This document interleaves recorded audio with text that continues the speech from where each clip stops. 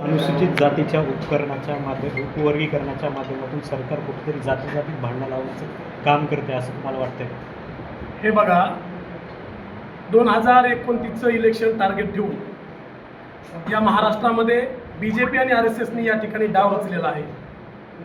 बाबासाहेबांनी 59 जातीचं जे ताट आहे, जे SCचं आरक्षण आहे, याचं फूट पाडण्याचं काम हिंदू मातंग यांच्या माध्यमातून करण्याचं काम या ठिकाणी केलेलं आहे.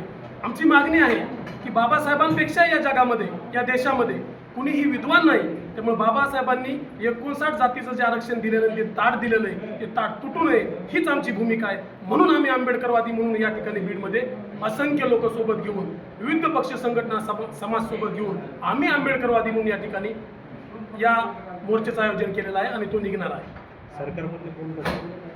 सरकारमध्ये या ठिकाणी BJP आहे, RSS आहे आणि आमचे जे निवडून दिलेले आमदार खासदार मंत्री आहेत, हे सुद्धा त्यांच्या पक्षातून निवडून आलेले आहेत.